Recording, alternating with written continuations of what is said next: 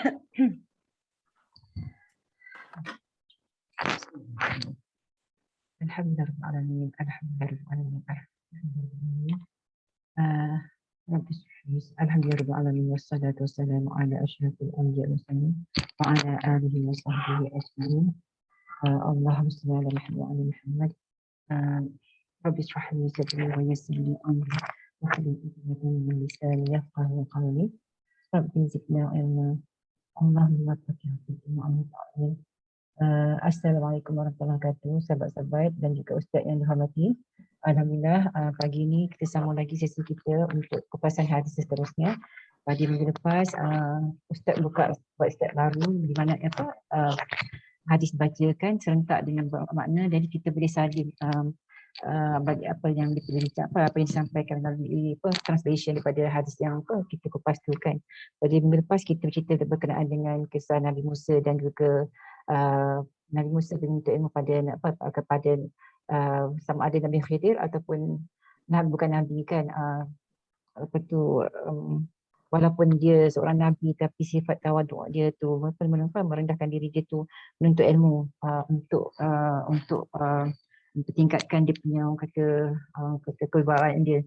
Begitu juga daripada kita ni kan, walaupun siapa kita ni mana pun tabat kita, tapi bila sampai masa untuk kita menuntut ilmu tu, kita kena merendahkan diri kita pada guru kita, pada sahabat-sahabat kita, menunjukkan kita ni pun seorang yang tawaduk juga Ustaz ya.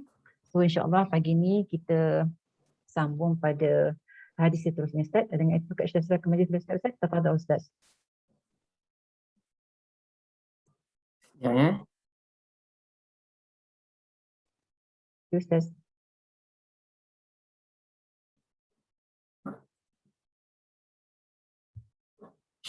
Dia buka mak. Patutlah.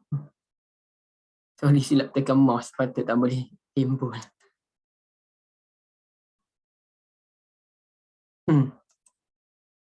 Okey, Assalamualaikum warahmatullahi wabarakatuh. Alhamdulillahirrabbilalamin. Wabihi nasta'in ala umuri dunya waddin. Allahumma salli ala Muhammad wa ala alihi wa sahbihi wa barik wa sallim. Subhanaka la ilma lana illa ma 'allamtana innaka antal alimul hakim. La haula wa la quwwata illa billah, amma ba'd. Moderator Kak Syida, ibu yang saya kasihi, dan juga bonda saya Hajah Kamariah. Alhamdulillah, kita syukur pada Allah Azza wa Jalla. Hari ini kita dapat sambung pengajian hadis kita. Dan saya minta maaf lah kalau ibu-ibu tengok rambut saya pun panjang kamai lagi kan. Itulah, tak ada kekuatan lagi untuk pergi gunting rambut ni. Baik, hari ini kita sambung pengajian kita dalam Kitabul Ilmi. Dan hari ini kita masuk dalam babun apa ya kita ni, puan-puan? Bab qaulin Nabi sallallahu alaihi wasallam, Allahumma allimhul kitab. Bab kata Nabi sallallahu alaihi wasallam, ya Allah ajarilah ia al-kitab. Baik. Okey. Siapa yang nak baca hadis yang pendek ni? Silakan.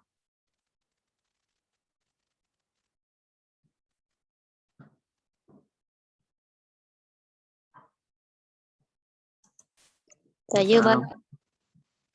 Ifah, ada tak selain daripada Ifah yang boleh baca? Kasih Ifah ya, tapi kita tunggu yang lain dulu.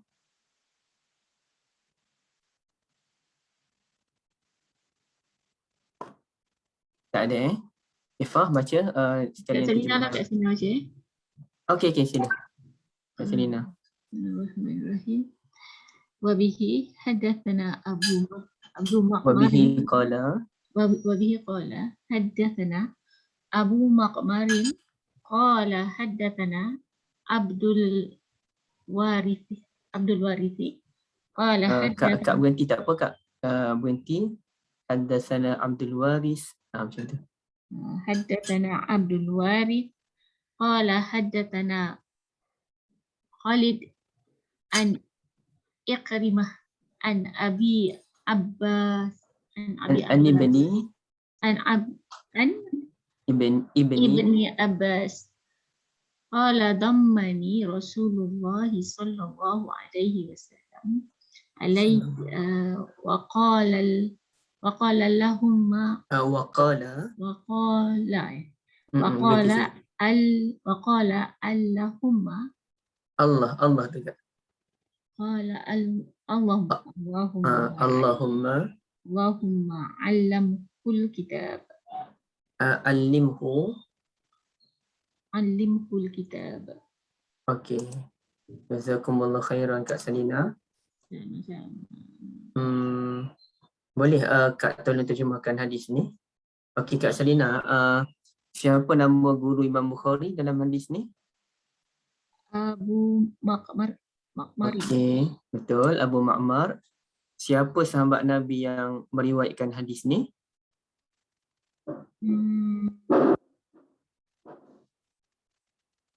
Siapa ni? Ibn Abbas. Ibn Abbas.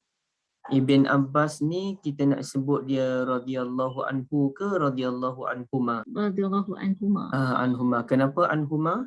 Sebab anak tu dapat daripada ayah dia. Sebab Ibn Abbas ni anak Abbas, dia dan ayahnya kedua-duanya sahabat Nabi. Kita sebut radhiyallahu anhuma. Okey, siapa Abdullah bin Abbas kan? Ya? Abdullah ibn Abbas. Abdullah ibn Abbas. Okey. Okey, siapa murid Ibn Abbas? Khalid. Bukan. Bukan yang sebelum dia. Ikrimah. Naam, Ikrimah. Jazakumullah khairan Kak. Boleh tak Kak kita cuba terjemah hadis ni? Apa kita bantu Kak Okey Kak. Dia mula sini Kak. Dhammani Rasulullah sallallahu alaihi wasallam. Dhammani ni apa Ustaz? Rasulullah memeluk saya. Dhammani memeluk Memeluk. Allah memeluk saya. Rasulullah SAW memeluk saya. Sallallahu alaihi wasallam. Dan berkata. Dan di sini lebih tepat dan berdoa. Bukan bersabda Ya Allah. Ya Allah. Alimhu, berikan ilmu kepadanya Ajarilah ia kitab. Alkitab. Alhamdulillah mudah je kan terjemahan dia kan. Cuma kita mungkin tak tahu kalimah dhammani tu apa maksud dia. Jazakumullah khairan Kak Salina ya. Okey, hadis ini diceritakan oleh sahabat Nabi namanya Ibn Abbas. Beliau menceritakan Rasulullah sallallahu alaihi wasallam memeluk beliau dan sambil berdoa. Waqala ni saya lupa nak sebut. Waqala ni kita boleh kata sambil berdoa. Dia ni dan biasanya kan. Dan tapi juga boleh bermaksud sambil ataupun dalam keadaan. Dan dalam keadaan Nabi berdoa, Allahumma alimhul kitab. Okey, mungkin saya boleh minta bantuan daripada Ifah untuk peringkat awal ini. Boleh tak Ifah ceritakan apa sahaja maklumat yang Ifah tahu berkaitan dengan Ibn Abbas radhiyallahu anhuma. Dan nanti ibu-ibu boleh tambah sedikit sebanyaknya daripada pematangan Ifah. Silakan Ifah. Ustaz, saya tak tahu. Boleh takkan Ifah tak tahu langsung kan? Sikit dulu sebagai pembuka. Apa soalan Ustaz? Apa maklumat yang ibu-ibu tahu tentang Ibn Abbas? Apa sahaja? Abdullah bin Abbas ni saya tulis di ruangan chat ya. Okey, silakan. Sahabat yang panjang umur. Sahabat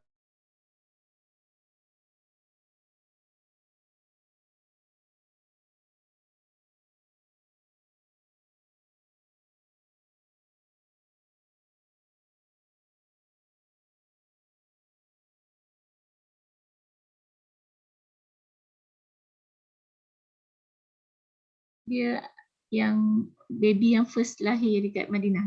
Ya. Tak juga, yang baby first lahir di Madinah rasanya Abdullah bin Zubair radhiyallahu anhuma. Anak pada Asma kan. Ila Asma. Tapi Abdullah bin Abbas ni memang ahli Quran lah dia. Dia memang ahli Quran. Yes, dia ahli Quran ataupun pakar tafsir Quran. Ya, pakar tafsir Quran. Beliau dianggap sebagai pemilik ilmu, pemilik lautan ilmu yang tidak bertepi. Gitulah. Ya, Bahasa Quran dia. dan antara yang terlibat dalam pengumpulan Quran. Oh, buat pengumpulan Quran tu Kak. Betul kan? Saya pun tak pasti Kak yang buat pengumpulan Quran. Dia ada 6 orang, kata cakap Kak. 6 ke 8 orang dan dia adalah salah seorang, kata cakap. Oh, terima kasih banyak Kak. Tapi boleh tak kita KFV dulu untuk kita cek betul-betul? Okey. Jazakumullah khairan. Saya pun tak pernah cek pula siapa pengumpul Al-Quran tu. Yang kita tahunya Zaid bin Sabit tu confirm lah. Okay, ada lagi tak maklumat lain? Apa sahaja yang ibu-ibu tahu tentang Ibn Abbas? Dia sangat muda Ustaz kan? Masa zaman Nabi tu. Beliau masih anak muda zaman Nabi. Dan masa Nabi meninggal tu, beliau mungkin berusia dalam 20 lebih. Saya tak ingat dah, saya sampai 20 ke lebih 20. Rasanya 20 lebih rasanya. Okay. Apa lagi? Setiap kali Nabi musafir, beliau sentiasa berada di belakang Nabi. Ini Kak Rozana punya ni saya tak biasa dengar, betul Kak? Saya tak pernah dengar. Tapi kalau ada hadis beliau pernah berada di belakang Nabi dan Nabi pernah memberikan nasihat kepada beliau, hadis yang bukan agak panjang lah, tak panjang sangat pun. Ihfazillah yahfazka, ihfazillah tajidhu tujahaka, itu betul. Tapi nak kata beliau ibarat bayang-bayang Nabi tu, saya tak tahulah Kak. Ibnu Abbas ni dia memainkan peranan yang besar ketika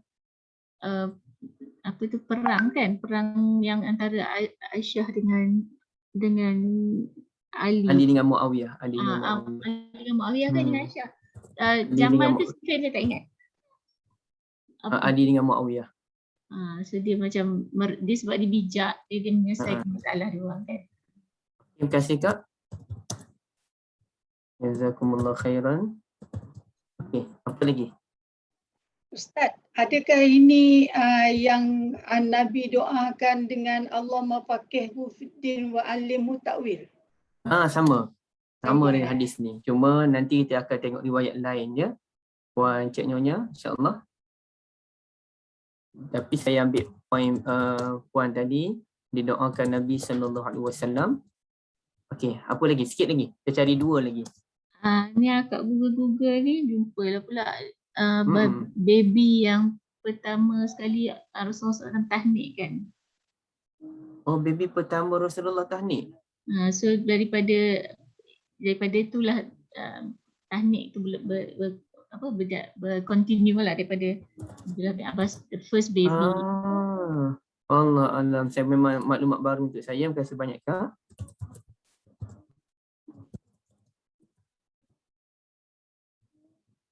Okey, ada lagi tak? Satu lagi. Last one. Madrasah di Madinah yang mazhab. Madrasah di Madinah yang. Jadi mazhab Ya. Beliau memang berada di Madinah. Macam Ibn Mas'ud, beliau membentuk madrasah di Kufah. Tapi di Madinah ni saya tak pastilah Ifah, adakah boleh kita katakan beliau sebagai pencetus rujukan mazhab tu. Sebab kalau ikut yang saya belajar, Ibn Abbas ni rujukan utama mazhab Syafi'i. Kalau Madinah ni mazhab Maliki pada awal. Dan mazhab Maliki lebih merujuk kepada Ibn Umar radhiyallahu anhuma. Jadi maklumat tu saya kurang pastilah Ifah. Ustaz.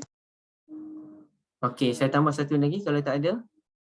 Beliau merupakan anak saudara Nabi sallallahu alaihi wasallam. hasil perkahwinan Nabi dengan ibu saudara beliau yang bernama Lubabah, yang bernama Maimunah. Itu maklumat dia yang saya berikan di ruangan chat. Ada 7 maklumat yang kita kongsikan. Dan satu maklumat yang betul-betul saya baru tahu, anak pertama yang ditahnikkan oleh Nabi SAW. Di Madinah ke di Mekah tak masa tu? Di Mekah, dia lahir di Mekah. Dia lain di Mekah kan? Maknanya Nabi buat dia di Mekah Jazakumullah khairan. Okey, saya tambah beberapa cerita. Satunya perempuan, tapi kalau perempuan ibu-ibu nak lebih ni lagi, ibu-ibu kena buat catatan lah sikit. Ibn Abbas ni beliau ada makcik yang bernama Lubabah. Ya. Ustaz, Ya. Ustaz. Kak, silakan. Kenapa dia sepupu ke dia anak saudara nombor 1 dengan nombor 7? Dia sepupu Nabi dari sudut ayah dia Abbas tu abang kepada ayah Nabi. Okey, nampak kan Faham. Dia jadi anak saudara tu artinya anak saudara Sabit. Assalamualaikum Ustaz. Waalaikumsalam. Ibn Abbas ni bukan anak Abdul Muttalib ya? Bukan. Bukan Puan Azian. Abdullah bin Abbas, anak Abbas. Okay. Kalau macam yang Puan Azian sebut tadi, Abu Talib. Bukan anak saudara kepada Abdul Muttalib. Anak saudara Abdul Muttalib, Abbas tu. Bukan. Abbas, anak Abdul Muttalib. Jadi cucu lah.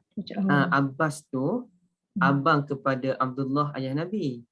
Okay. Jadi Abbas ni dia ada beberapa orang anak seperti Fadl dan yang paling masyhurnya Abdullah bin Abbas. Dan kemudiannya, sama. Cuba kita lihat ni. Abdullah bin Abbas ni, mak dia nama Lubabah. Mak Ibn Abbas namanya Lubabah. Tapi orang panggil apa? Dia ada makcik juga. Makcik sulung, makcik lebih tua lagi lah. Makcik tua Ibn Abbas pun nama Lubabah. Sama dengan nama adik dia, Lubabah kedua-duanya. Jadi untuk membezakan antara Lubabah yang pertama dengan Lubabah yang kedua tu, orang Arab panggil Lubabah Sughra dengan Lubabah Kubra. Lubabah Sughra ni maknanya Lubabah adik. Lubabah Kubra ni Lubabah kakak. Lubabah Kubra itulah yang kahwin dengan Al-Walid. Ya, Lubabah Kubra kahwin dengan Al-Walid dan mereka mendapat anak yang bernama, nama apa ibu? Yang terkenal Khalid bin Al-Walid. Terima kasih banyak Fah. Khalid bin Al-Walid ni jadi apa hubungan Ibn Abbas dengan Khalid bin Al-Walid? Sepupu. Yes, sepupu. Khalid bin Al-Walid dianggap sepupu kepada Ibn Abbas radhiyallahu anhum dan bermakna Khalid bin Al-Walid ni apa hubungan dengan Nabi sallallahu alaihi wasallam? Nampak tak? Dua pupu. Bukan, macam mana Bukan jadi dua pupu? bapa saudara Ustaz. Yes. Jadi Nabi ni jatuh kepada bapa saudara lah kepada Khalid bin Al-Walid. Nampak tak? Sebab, saya ulang balik mak Ibn Abbas nama Lubabah. Makcik dia pun nama Lubabah. Dan ada seorang lagi makcik Ibn Abbas namanya Maimunah. Jadi Maimunah tu ialah makcik kepada Ibn Abbas dan makcik kepada Khalid bin Al-Walid. Maimunah radhiyallahu anha itulah yang kahwin dengan Nabi sallallahu alaihi wasallam. Jadi bila Ummuna Maimunah kahwin dengan Nabi, maka jadilah Ibn Abbas dan Khalid bin Al-Walid sebagai anak saudara Nabi sallallahu alaihi wasallam. Nampak Kak Syida. Kak Syida. Ya. Kak, kalau dalam kes ini kami orang Kelantan ni akan panggil Nabi sebagai bapa saudara Sabit. Ya. Kalau Kak panggil apa? Pak cik lah, panggil pak saudara lah. Dah. Pak saudara lah kan. Kalau kami panggil bapa saudara Sabit kerana ia disabitkan hasil perkahwinan. Ya. Dia bukan pak saudara yang asal. Jadi Nabi ni bukan pak saudara asal kepada Khalid dan juga Ibn Abbas, tetapi kerana melalui perkahwinan dengan Ummuna Maimunah. Okey, boleh? Bapa saudara Sabit ni yang kita tak boleh salam kan Ustaz? Tak boleh salam, tak boleh. Ustaz, Maimunah tu okey, saya nak susun balik. Okey, boleh Kak, silakan. Okey, Abbas itu bapa saudara. Okey, dan Maimunah itu pun mak saudara. Macam mana Macam mana dia boleh kahwin mak saudara dia? Bukan, tadi Abbas tadi bapa saudara Nabi. Maimunah tu Abbas tu bapa saudara Nabi. Okey. Bapa kepada Ibn Abbas kan. Abbas ini dia kahwin dengan Lubabah. Lubabah ni adik-beradik kepada Lubabah kakak dan adik-beradik kepada Ummuna Maimunah. Ipar lah Jadi Abbas ni dia pakcik Nabi merangkap ipar Nabi. Nampak tak? Boleh macam tu perkahwinan. Boleh sebab dia tak ada hubungan mahram. Sebab dia macam ni. Sebab dia ipar bukan adik-beradik. Abbas tu pakcik Abbas pakcik Nabi. Abbas kahwin dengan Lubabah. Kita anggaplah Maimunah tu adik. Siapa tahu adik ke kakak, contoh adik-beradik apalah kita panggil saudara. Maka adik-beradik Lubabah tadi Maimunah kahwin dengan Nabi, tak ada masalah.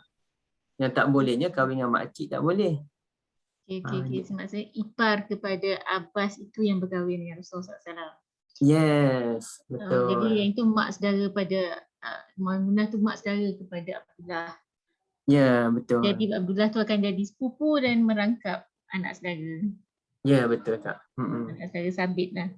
Dia sebab memang orang Arab dulu, yang saya faham lah kita boleh kata macam ni.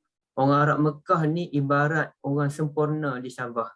Kata orang lah, saya pun tak tahu. Sempurna ni pergi macam mana pun dia adik-beradik sebenarnya. Tapi sebenarnya perkahwinan macam tu tak digalakkan dalam Islam kan Ustaz? Tak ada satu fakta pun kata tak digalakkan Kak. Sebab saya rasa macam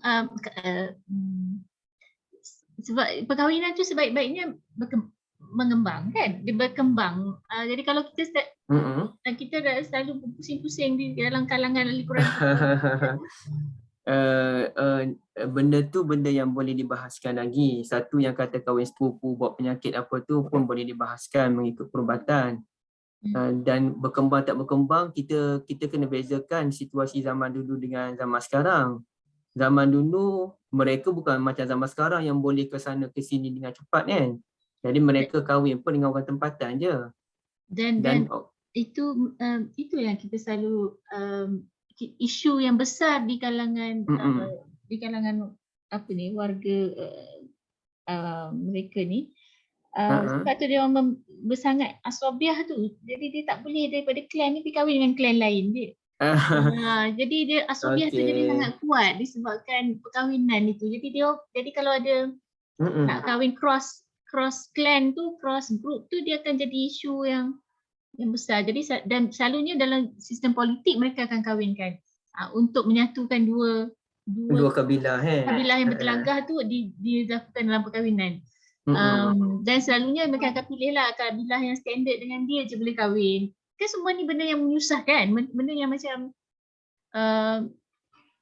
macam mana saya pun tak nak cakap sebab kita memang menggalakkan, saya peribadi saya memang menggalakkan anak-anak saya kahwin cross culture, cross country. Isteri you tak nak Jerman ke nak Jepun ke, it's okay.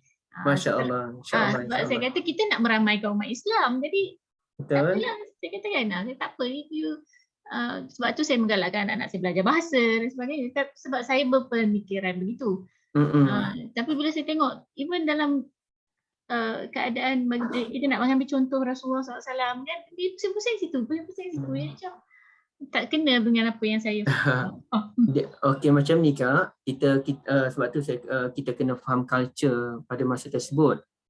Okey, Nabi SAW tak pernah pun kata kita kena kahwin dengan orang terdekat ke untuk membina hubungan, orang yang jauh ke, tapi Nabi buat pegangan utamanya agama. Itu yang target Nabi yang paling besar. Dan sebagaimana saya sebutkan, mereka tak macam kita zaman sekarang yang kahwin dengan, kita ni boleh pergi ke tempat lain dengan cepat. Jadi tak ada isu kita ni nak kahwin orang jauh pun, kahwin cross negeri ke, bahkan negara ke, kita tak ada isu pada zaman sekarang. Zaman Nabi dulu, mereka memang duduk tempat tu je. Ada masa mereka pergi ke Syam, pergi ke Yaman untuk berniaga, itu pun dengan tujuan berniaga. Ya.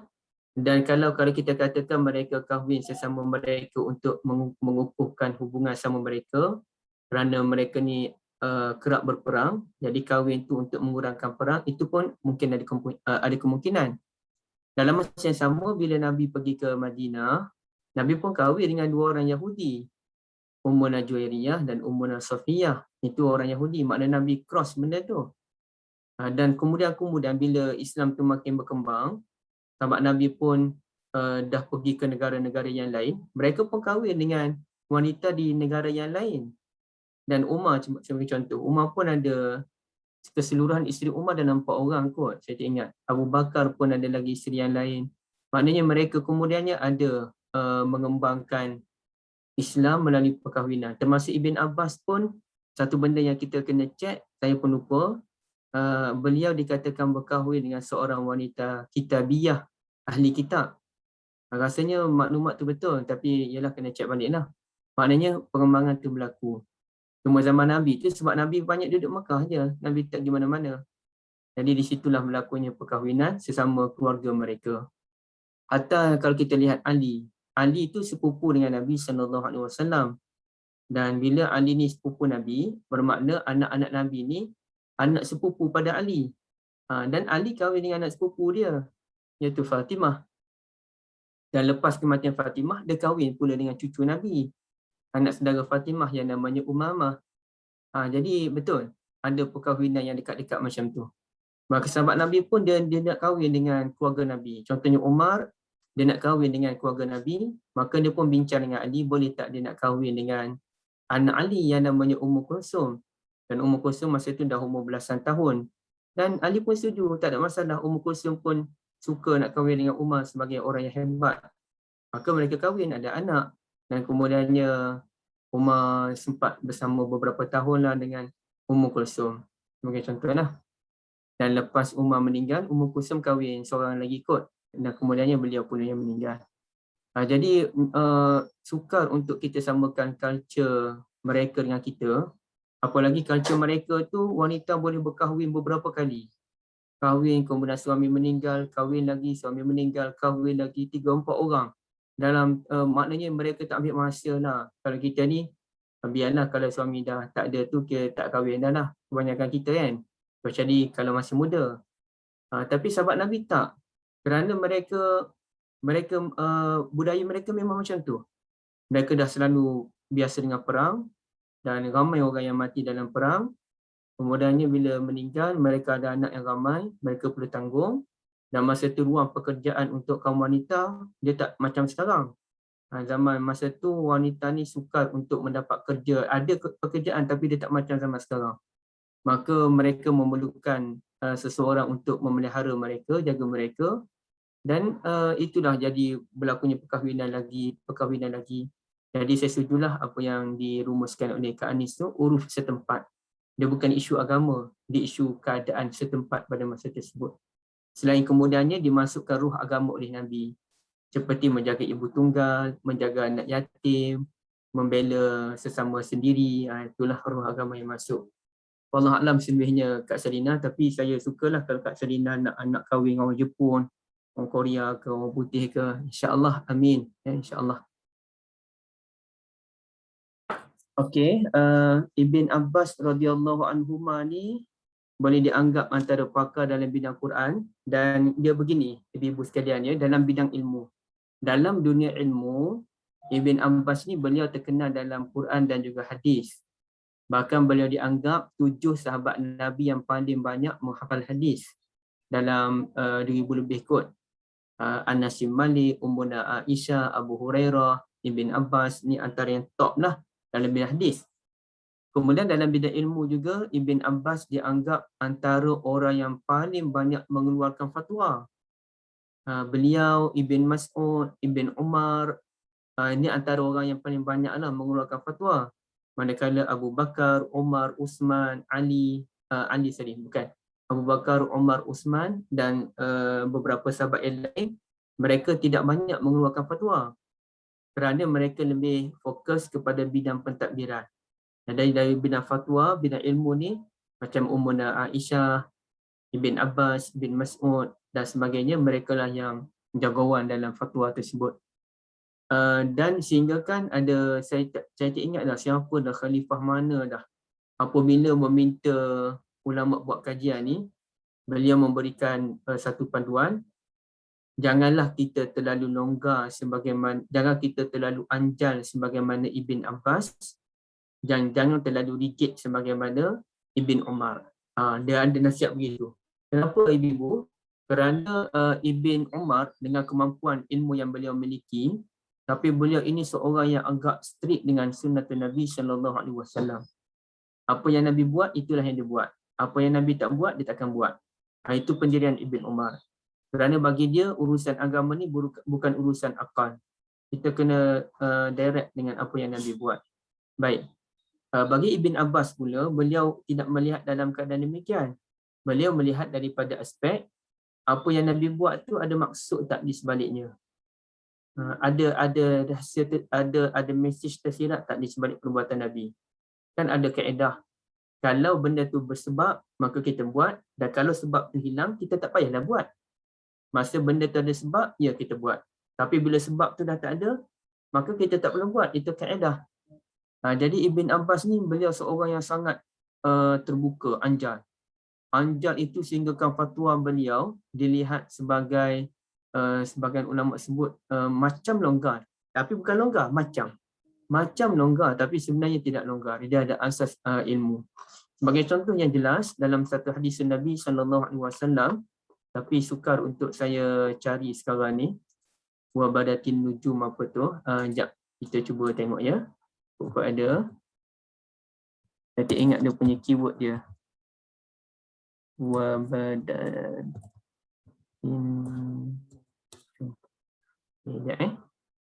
Okey, ada ni.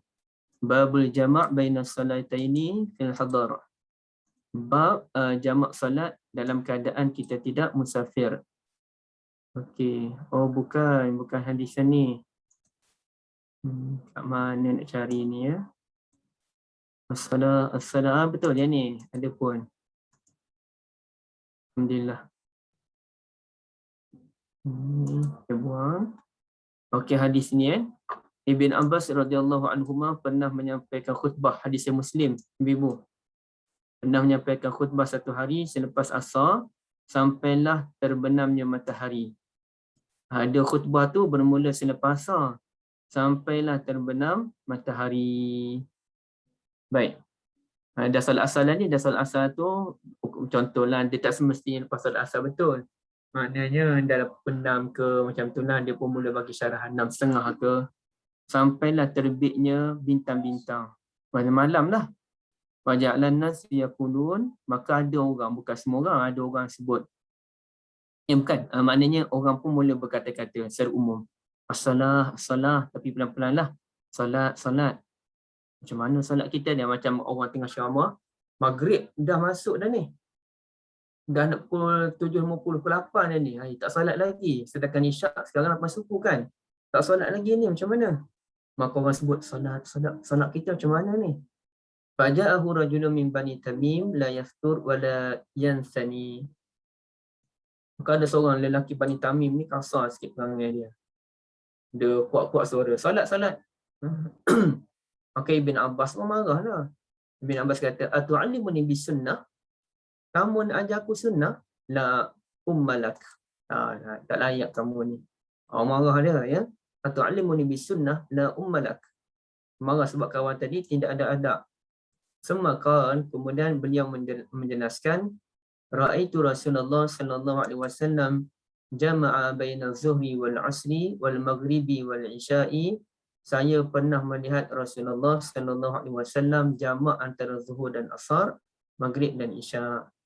Maknanya kalau kita lihat dalam hadis yang lain, Nabi SAW pernah jamak salat zuhur dan asar, maghrib dan isyak dalam kes ini menurut Ibn Abbas tanpa sebarang sebab yang utama. Apa sebab yang utama tu? Disebutkan dalam hadis ini, riwayat Muslim, sebab utama jamak salat ni biasanya ialah khauf, dalam keadaan kita ketakutan, takut dengan apa-apa sajalah. Ketakutan yang menyebabkan kita ni sukar untuk mengerjakan solat pada kedua-dua waktu. Nak pilih satu waktu je, zuhur ataupun asar, ataupun dalam keadaan safar, itu standard. Tapi sekarang ni bukan sebab takut, bukan sebab musafir. Nabi pernah jamak solat di Madinah, zuhur, asar, maghrib dan isyak. Jadi bila ditanyakan kepada Ibn Abbas kenapa Nabi berbuat demikian, Ibn Abbas kata Allah yahraj ummatah, agar tidak menyusahkan umat dia. Lalu benda itu ditanyakan kepada Abu Hurairah rasanya, dan Abu Hurairah kata ya, memang pernah Nabi berbuat demikian. Maka berdasarkan tindakan Ibn Abbas yang kelihatan agak longgar, tapi sebenarnya ada asas. Ulama menyimpulkan, walaupun ini ini bukan keputusan semua ulama, ya, bukan keputusan semua ulama. Sebahagian ulama, terutamanya ulama hadis, menyimpulkan bahawasanya dibolehkan untuk kita jamak salat dengan sebab-sebab menyusahkan yang lain selagi mana ia tidak dijadikan adat. Ya, boleh jamak disebabkan perkara-perkara menyusahkan yang lain selagi mana ia tidak dijadikan adat ataupun kebiasaan. Sebagai contohnya, guru saya pernah menyatakan, tapi saya kena cek balik, takut saya silap faham. Tapi apa yang saya fahamlah daripada penyampaian guru saya tu, beliau pakar dalam bidang hadis. Beliau berpandangan boleh seorang, ini pun saya pernah sebut sebelum ni, boleh seseorang itu jamak salat disebabkan kenduri kahwin sekiranya memang menyusahkan. Sekiranya memang menyusahkan. Kalau tak menyusahkan, kebanyakan orang kahwin, mak ayah pengantin tak susah pun boleh je salat. Tapi kalau memang keadaan pada masa tersebut menyusahkan, maka boleh mereka jamak salat. Begitu juga dengan orang yang nak cucuk vaksin kan. Kalau nak cucuk vaksin dalam keadaan sukar, terkena pula dia kena cucuk vaksin tu pukul 7.45 malam. Jadi dia nak kena gerak dari rumah pergi ke tempat tu mungkin masa setengah jam. Kemudiannya nak tunggu giliran. Jadi nak solat kat mana tu? Jadi sukar, tempat solat pun mungkin tak ada yang proper kan. Jadi kalut lagi nak tunggu giliran, lagi nak beratur sebagainya. Itu semua makan masa. Jadi dibolehkan untuk jamak solat disebabkan vaksin kerana ia bukan satu adat kebiasaan. Untuk vaksin ni 2 kali je. Kalau ada pun paling tinggi dos penggalak yang ketiga, itu pun kita dah tahu kan. Maknanya ia bukan berlaku setiap bulan, bukan berlaku setiap 2 minggu sekali, tak ada. Hanya 2 atau 3 kali sahaja. Jadi boleh kita untuk jamak salat tanpa qasar. Itu dipanggil sebagai fikih Ibn Abbas radhiyallahu anhuma.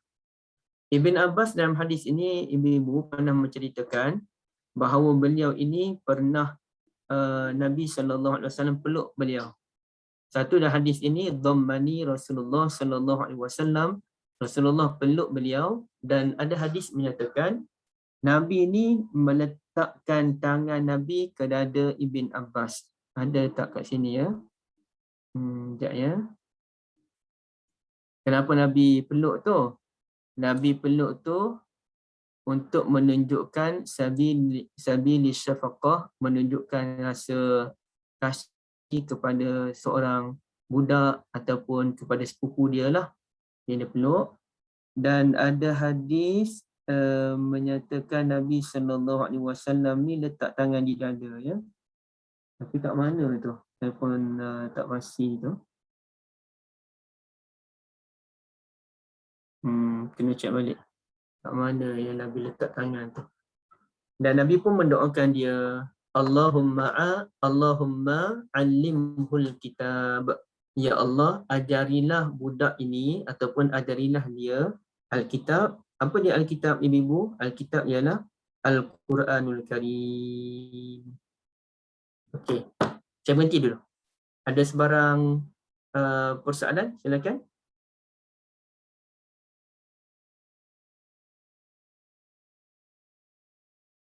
Ustaz, maknanya doa Rasulullah tu Ustaz memang mustajab lah kan sebab dia berjadi faqih dalam Al-Quran kan. Doanya. Kak, jap Kak, saya ambil air sekejap boleh tak?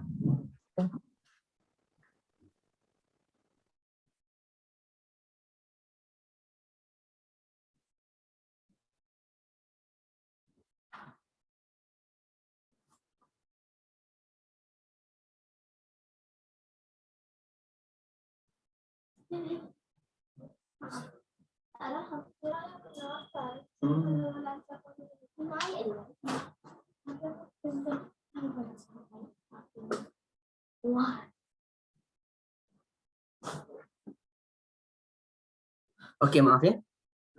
Memang saja nak ambil air dalam keadaan nak berjalan, tak tahan duduk lama. Nampak gaya memang kena beli kursi baru kursi gamers yang panggil tu. Okey, orang guna untuk main game, kita guna untuk menulis. Itu best lah. Doa Nabi memang mustajab lah Kak.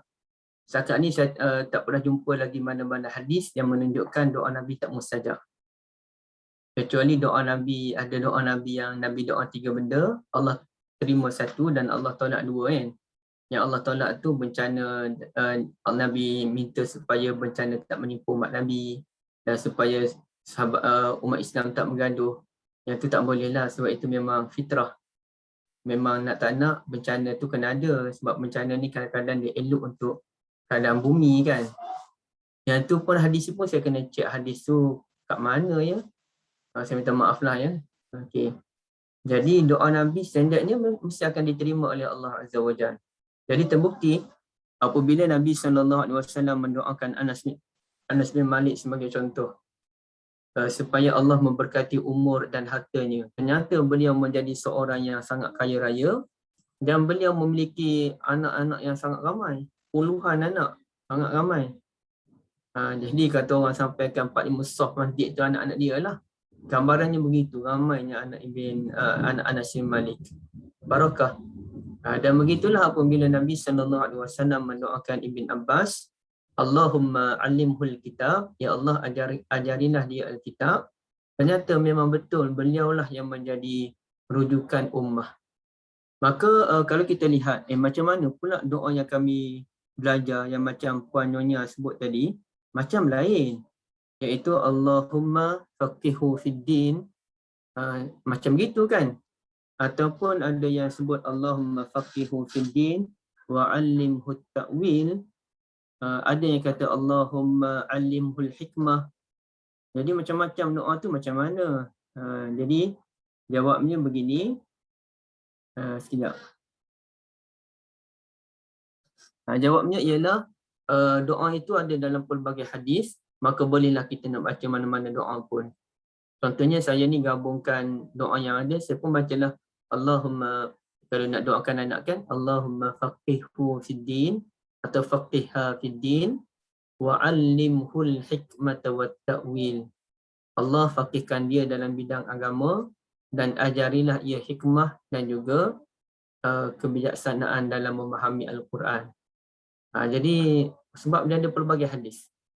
Okey, baik. Jadi begitulah Kak Syida, doa Nabi SAW memang dimustajabkan oleh Allah dan ia menjadi sunnah. Kita pun macam itulah, kita perlu anak, kita doa, kita letak tangan di dada anak, kita doakan dia. Dan tapi satu benda kita kena ingat, jangan kita nak doa kita tu sebiji dimakbulkan mengikut kehendak dan cita rasa kita. Biarlah kita berdoa dan doa itu dimakbulkan mengikut cita rasa kehendak Allah Azza wa Jalla. Kita doa dia nak pandai dalam bidang agama. Okey, terpulang pada Allah bidang agama yang macam mana dikuasai oleh anak kita. Kita tak boleh nak paksa ibu-ibu sekalian ya, terpulang. Kita tak boleh kata anak aku ni mesti pandai kitab-kitab Arab ni. Kat rumah saya ni kitab Arab banyak, so anak-anak kena menguasai bahasa Arab. Tak boleh juga. Itu terpulang kepada bakat, minat dia, dan biarlah dia belajar mengikut minat dia. Tapi kalau dia dapat mewarisi karya-karya kita, buku-buku kita ni, alhamdulillah. Kalau tak dapat, kita wakafkanlah bila dah meninggal nanti kan. Okey, silakan. Ada lagi tak? Kak Anis? Tak ada Ustaz. Ustaz cakap macam saya cakap. Saya kata kalau tu wakafkan aja buku-buku ni. Apa dia cakap? Kalau anak tak dapat wakafkan buku. Betul lah Kak, takkan nak jadi perhiasan kat rumah kan? Okey, kalau tak ada saya sambung lagi. Bila kita lihat dalam kepelbagaian hadis yang ada, riwayat yang ada, ternyata Ibn Abbas ni, Nabi doakan beliau kerana ada sebab. Ada yang Nabi doa direct, tapi bila Nabi doa khusus tu biasa ada sebab. Contohnya bila Nabi SAW sampai di Madinah, maka Ummu Sulaim radhiyallahu anha bawa Anas bin Malik jumpa dengan Nabi SAW, dan Ummu Sulaim pun kata, Rasulullah doakanlah anak saya ni. Jadi sebabnya mak minta Nabi doakan. Maka Nabi doakan. Ada pula sahabat Nabi ni namanya, apa nama sahabat Nabi ni? Astagfirullah. As'aluka. Okey, kita tengok saya tak perhati tengok nama sahabat Nabi. As'aluka muradaka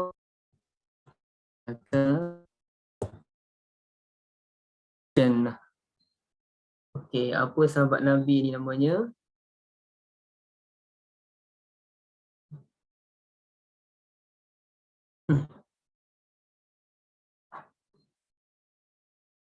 Ni Rabi'ah bin Ka'ab al-Aslami.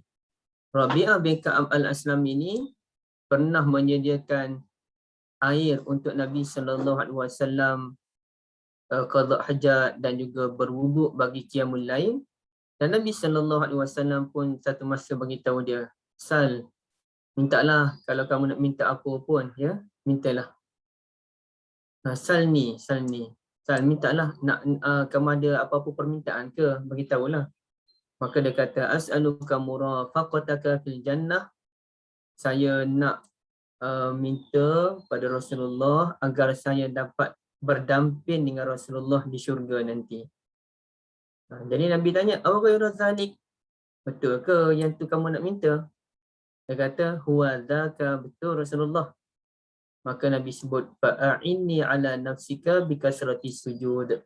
Maka kamu kenalah tolong saya untuk mencapai hajat kamu itu dengan memperbanyakkan sujud, yakni dengan memperbanyakkan salatus sunnah.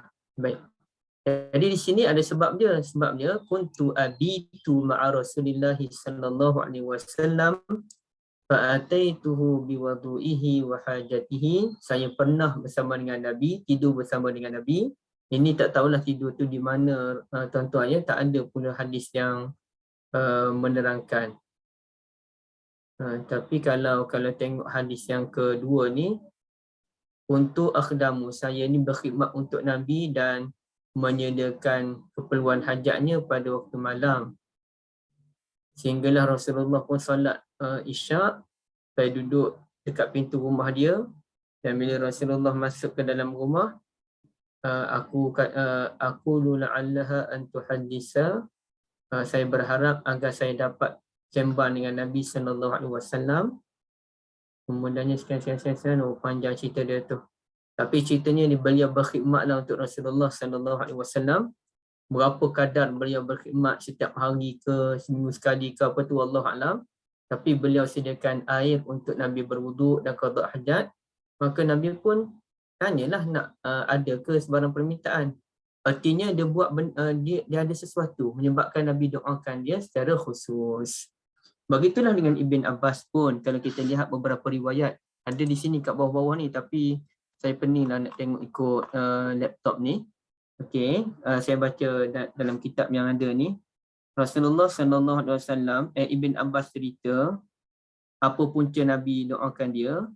Okey, menurut satu riwayat tu sebab Nabi satu masa tu Nabi nak pergi ke tempat buang air lah, toilet lah kita katakan. Fa wada'tu lahu wudu'an. Maka saya sediakan air untuk berwuduk bagi Nabi SAW. Kemudian Nabi pun bila keluar, mengikut riwayat Muslim, bila Nabi keluar, Nabi pun tanya, man wada'a hadha? Siapa yang sediakan air ini? Maka Ibn Abbas kata, saya Rasulullah. Maka Rasulullah pun Ada riwayat lain kata Ummuna Maimunah yang beritahu. Ummuna Maimunah yang beritahu yang letak air itu ialah Ibn Abbas radhiyallahu anhuma. Maka Nabi pun doakan Ibn Abbas, Allahumma alimhul kitab. Ya Allah, ajarilah ia al-kitab, yakni Al-Quran Karim. Okey. Ada hadis yang kata begitu. Maknanya ada sebab. Bukannya Nabi ni doakan begitu je. Tapi sebab Ibn Abbas ni berkhidmat untuk Nabi SAW, maka adalah balasan dia. Okey. Kemudiannya ada juga yang lain. Boleh jadi cerita Ibn Abbas sediakan air berwuduk untuk Nabi ni ketika Ibn Abbas tidur di rumah Nabi. Okey, Nabi kan buat gini kan, malam ni tidur rumah siapa, esok tidur rumah siapa. Jadi Abbas ni dia nak anak dia belajar daripada Nabi SAW, maka deal dengan Ummuna Maimunah. Bila ni boleh nak tidur sekali dengan makcik.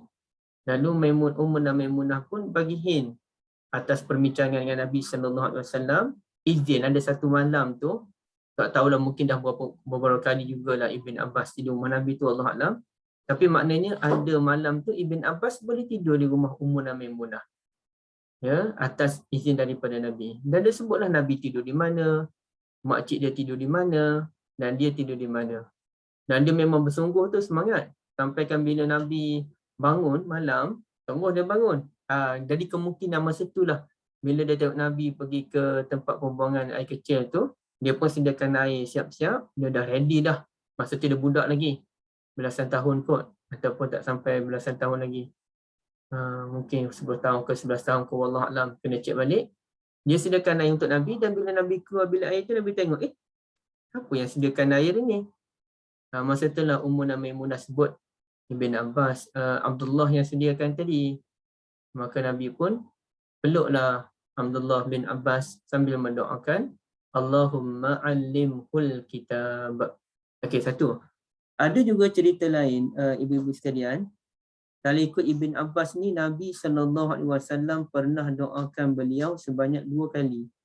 Ya, pernah doakan beliau sebanyak 2 kali.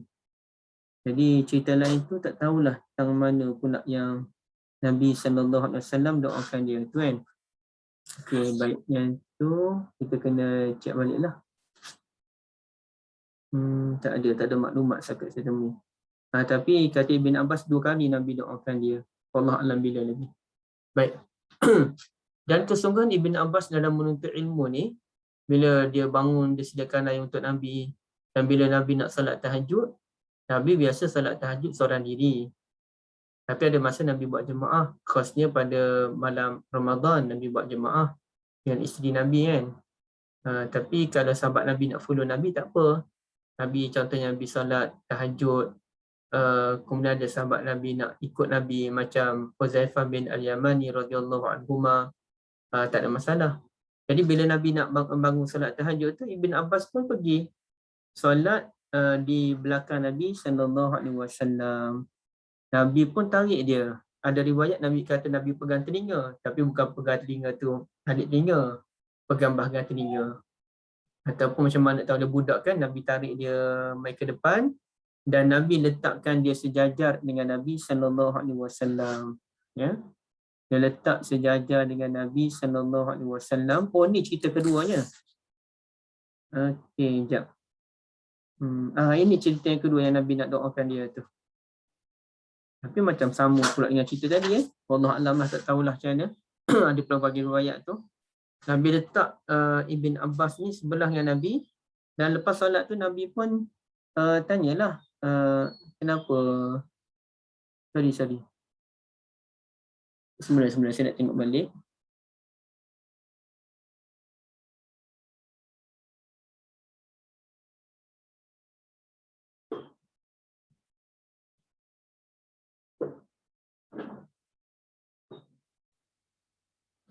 Oh, yang saya dia ada 2 cerita ya. Satu cerita tu Ibn Abbas solat di sebelah kiri Nabi. Maka Nabi pun tarik dia pergi ke sebelah kanan. Ini satu cerita. Tapi ada cerita lain pula mengikut riwayat Musnad Ahmad. Nabi letakkan Ibn Abbas duduk sebelah Nabi tapi diundur ke belakang.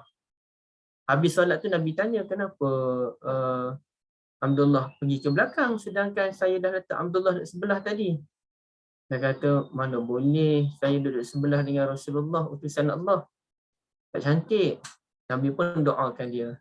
Wallah alam, mana satu cerita yang betul, adakah peristiwa itu berlaku beberapa kali ke, ataupun ada satu riwayat yang sahih, satu lagi riwayat yang tidak sahih, wallah alam.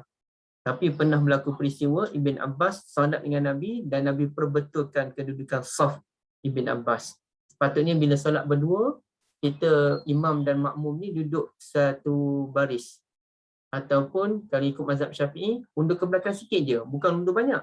Undur sikit je ke belakang untuk menunjukkan itu imam dan ini pula makmum. Wallahu a'lam. Okey, ada sebarang persoalan tentang hadis ini?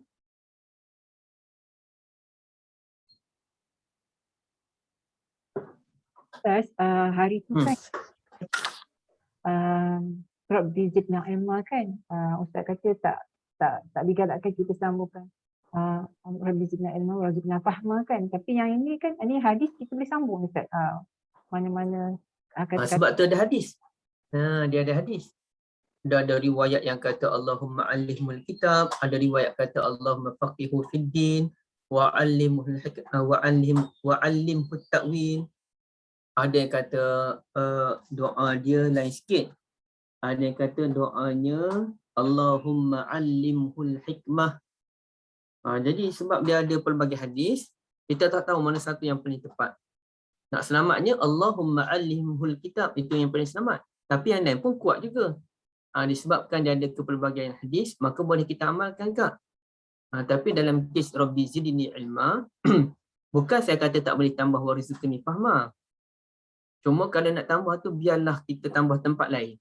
Sebab selagi mana kita baca Rabbi zidni ilma warizqni fahma, selagi itulah kita menganggap ia adalah satu doa yang sama. Dan orang yang dengar kita baca doa tu pun akan menganggap itu doa yang sama. Walhal tidak ada pun warizqni fahma. Jadi baca je Rabbi zidni ilma, lepas tu baca doa yang lain. Kemudian kita nak tambah Allahumma rzuqna fahma secara bersendirian, silakan. Kalau kita campur dua-dua, selagi itulah orang akan menganggap ia satu doa yang sama. Allah Alam. Jadi, tapi kalau ibu-ibu ada jumpa ke warzuqni fahma tu, kalian doa tu? Kalau ada, saya kena betulkan balik lah. Tapi sakat saya duk cari, tak pernah jumpa lagi tu.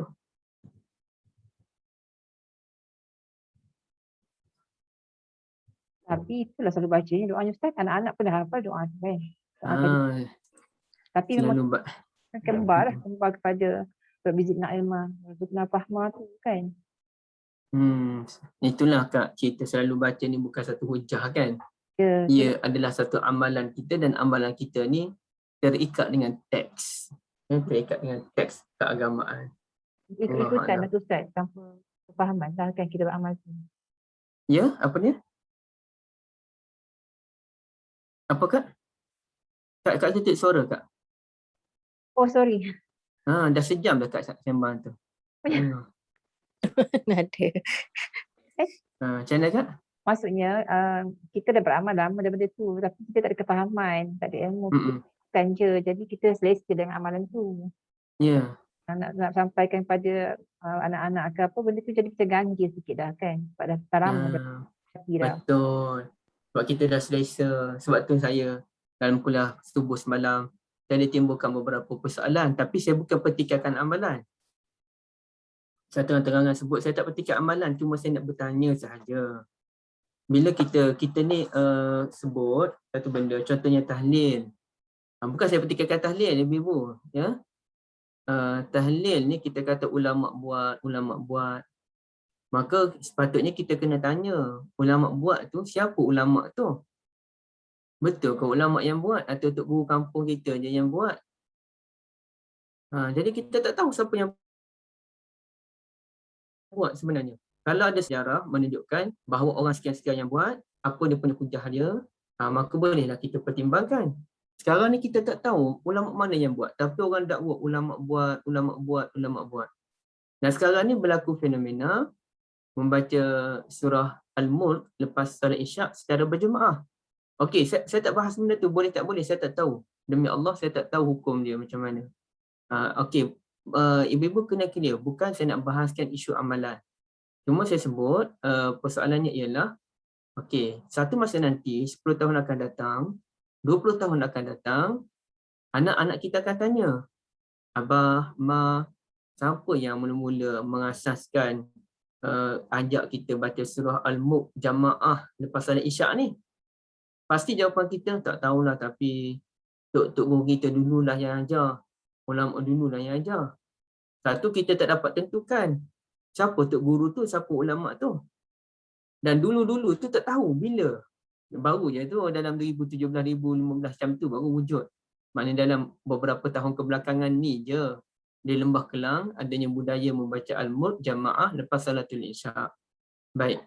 Tapi maknanya orang akan kata dulu-dulu. Dulu-dulu tu bila, macam lama sangat. Yang keduanya, siapa yang mengasaskannya? Jadi sebenarnya persoalan itu penting untuk kita tahu siapa sebenarnya yang ajar benda ni dan apa hujah dia. Barulah kita dapat beramal dengan tepat. Tapi bila benda ni dah buat tahun demi tahun, lama kelamaan kita akan rasa selesa dengan amalan ini. Dan kalaulah satu masa nanti amalan ini dibuang, kita rasa macam dah buang agama dah. Macam mana zaman sekarang tak baca surah Al-Mulk lepas Isyak? Zaman dulu kami baca. Pada zaman dulu tu baru tahun 2015, 2016 baru baca. Tahun 2010 mana ada orang amal lagi benda ni. Tapi dia Sesuai ke Ustaz? dia macam ni Kak, isu sesuai tak sesuai, macam saya sebut, saya memang tak tahu Kak. Saya Sebab akak pun suruh pelajar-pelajar baca muk dulu. Nanti kau balik asrama dah boleh you can do other things lah, maksudnya takut nanti tak baca terus. So baca dulu. Tak adalah ikut ulama mana ke apa, tapi memang dia menjadi budaya sebelum akak datang, sebelum akak mengetuai sekolah, dia akak macam pelajar lepas habis prep solat Isyak balik asrama. Jadi kalau dibacalah, kalau dia baca sendiri-sendiri. Jadi tu pastikan baca je dulu, bukannya lama mana 30 ayat je baca, lepas tu baca sama-sama, lepas tu balik ada nak buat homework, ada yang balik kita nak tutup lampu dan sebagainya kan. So supaya nak pastikan sunnah membaca surah Al-Mulk itu tak ditinggalkan selepas Isyak. So since lebih mudah baca ramai-ramai macam tu daripada pengamalan sendiri-sendiri. Jadi pesanlah kat budak-budak ni, nanti you guys dah keluar, jadikan amalan baca Mulk lepas Isyak. So tak adalah mengikut mana-mana ulama dan sebagainya. Dan bila suami akak AJK Shura, akak pun cakap kat suami, sebab instead of baca Yasin, you boleh tukar-tukar surah. Baca tukar-tukar, hari Isnin baca surah lain, tukar-tukar. Jadi tapi surah-surah yang memang disunatkan tu memang ada. Contohnya surah baca Mulk itu selepas Isyak memang ada hadis dia. Jadi bacalah. Siapa yang nak balik-balik, siapa yang dah habis bersolat nak balik-balik, siapa yang ada masa daripada you guys pergi duduk mamak dan sebagainya, macam Mulk balik. Jadi macam tak ada, it's just amalan. Jadi benda tu dah jadi amalan. Sebab kalau balik pun kadang-kadang dia tak baca. Suami pun kalau dia tak baca kat surau, dia balik pun dia tak baca pun. Jadi kalau macam tu kita takut sangat kita nak buat amalan macam tu, sebab kita rasa macam ni nanti jadi budaya dan sebagainya.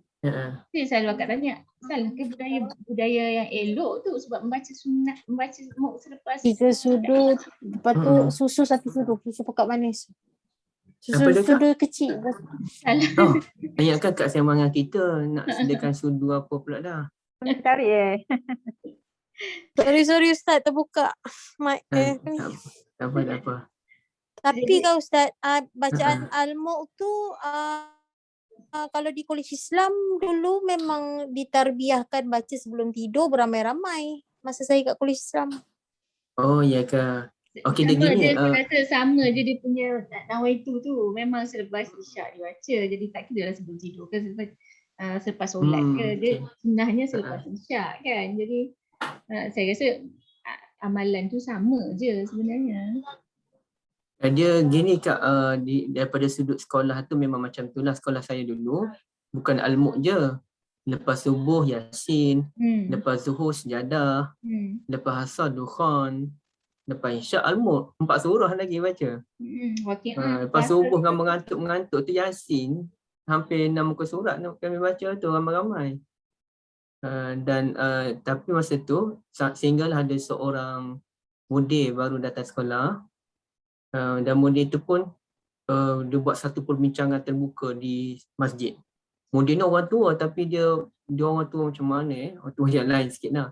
Dan dia pun tanya, siapa sebenarnya yang kita baca surah Ad-Dukhan ni, apa sebenarnya kelebihan dia? Jadi senior kami, saya kecil lagi, tak dapat jawab semua. Apa kelebihan baca Dukhan, apa kelebihan baca As-Sajadah lepas salat. Kalau Al-Mu'k tu adalah, tapi yang Dukhan Sejadah tu macam mana? Akhirnya jawapan dia ialah tujuan guru asal yang saya dapat faham lah. Asalnya orang guru-guru cadangkan kami baca benda tu untuk lancarkan surah itu agar kami dapat baca bila-bila masa dengan tanpa melihat mushaf. Jadi macam Yasin ni, walaupun lama tak baca Yasin pun boleh baca Yasin dengan lancar tanpa melihat mushaf. Sebagai contoh. Murajaah tu. Ya, Kak? Murajaah lah tu. Dia murajaah sebenarnya. Murajaah, tapi nak ambil banyak surah tak mampu, maka ambil 4 surah yang dia anggap 4 surah yang awal, yang asas lah. Okey, satu. Yang kedua macam saya sebut tadi, saya tak tahu amalan ni okey tak okey, saya tak tahu jujurnya. Sebab saya pun berpandangan macam Kak Selina, kalau tak buat tak baca lah. Jadi sebab itu saya katakan bukan itu isunya. Isunya satu masa nanti orang nak saya terlupa. Di sekolah dia benda lain. Yang saya maksudkan ialah budaya yang wujud di Lembah Kelang sekarang ni, di surau-surau, di masjid-masjid. Di sekolah tu memang biasa kalau budak sekolah baca. Jadi di surau-surau, masjid-masjid dah mula dah buat bacaan itu. Maka isunya ialah satu masa nanti orang tanya, siapa yang sebenarnya yang mengasaskan benda ni? Di situlah kerana kita dah terbiasa dengan amalan ni, kita pun tak tahu dari mana asal dia. Sampai satu masa nanti orang tak tahu dan orang buat tu kerana semata-mata amalan bapa-bapa mereka, ibu-ibu mereka semata-mata. Jadi sebab itu penting untuk kita tahu mana punca amalan kita. Saya nak pergi ke arah tu, mana punca amalan kita. Jadi kalau puncanya betul, silakan. Tapi kalau puncanya bermasalah, kita kena tinggalkan. Jadi mana punca tahlil itu wujud? Kalau kita jumpa siapa pengasas tahlil, apa puncanya, okey. Tapi sekurang-kurangnya ada puncanya. Iaitu puncanya, mengikut kesepakatan ramai ulama', boleh kita menyedekahkan pahala bacaan Al-Quran kepada orang mati. Maka sekurang-kurangnya ada tahlil. Ataupun kita boleh baca mana-mana ayat Quran yang lain. Dan membaca Al-Quran dengan kepelbagaian surah, itulah yang terbaik kan? Yang terbaik. Jadi saya nak pergi ke arah punca tu sebenarnya. Bila ada punca tu senang untuk kita menentukan okey ke tak okey. Kalau okey, Alhamdulillah. Kalau tak okey, ya zambillah, walaupun benda tu amalan kebiasaan kita kan, kita kena tinggal. Kita kembali pada doa tadi. Walaupun kita dah lama dah, Rabbi zidni ilma warzuqni fahma. Okey, saya dah tegaskan tak ada masalah doa untuk kefahaman kerana itu memang satu doa yang baik. Kita doa agar kita dapat kefahaman. Tapi yang kita gabung dia jadi satu doa tu. Sampaikan, saya yakin ramai orang beranggap dia satu doa, Rabbi zidni ilma warzuqni fahma. Yang kita anggap dia satu doa tu di mana puncanya? Kalau ada hadis tak apa. Tapi bila tidak ada hadis, maka lebih baik kita ambil sahaja sebagaimana surah Taha, Rabbi zidni ilma, selesai. Dan kita warzuqni fahma tu kita doa yang berasingan pula, bukannya yang sekali. Yang baik. Sekejap ya. Cakap rasa macam tak apa kot. Tak tahulah, saya tak ada masalah kot benda tu. Kak teruskan sebab saya nak minta, saya ada sembang anak tadi. Teruskan.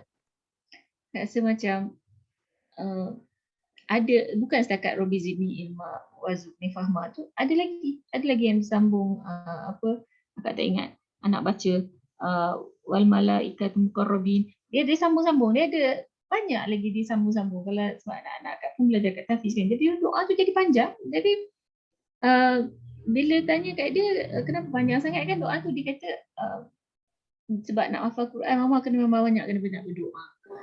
Jadi saya akak tak nampak kenapa benda tu boleh jadi satu isu yang okey. Ada isu gini Kak, saya terangkan. Kita kena bezakan antara doa yang ada dalam Quran dan ada dalam hadis dengan doa yang disusun oleh ulama tanpa Al-Quran dan hadis. Mana itu doa ulama sendirilah. Contohnya dulu orang hafal Quran, saya dengan kawan-kawan dia baca doa Allahumma nawwir bi kitabika basari washrah bihi sadri wastamil bihi badani. Tak ada dalam hadis rasanya doa tu. Tapi itu doa ulama untuk memudahkan hafalan Quran. Okey, tak apa yang tu. Okey, tapi apabila ia ambil daripada Al-Quran, maka dia ada keterangan ulama, doa yang ada dalam Al-Quran dan doa yang ada dalam hadis Nabi ialah doa yang terbaik tanpa memerlukan topuk tambah ataupun pengurangan apabila ia datang dari Quran.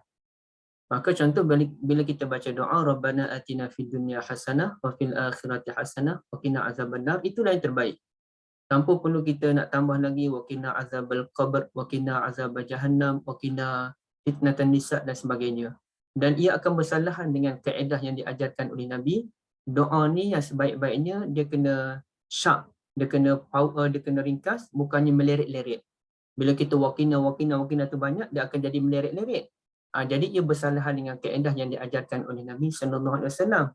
Pula kita kena tahu bahawa dia ada satu zikir, la uhsi sana'an 'alaika ant kama asnaita 'ala nafsik.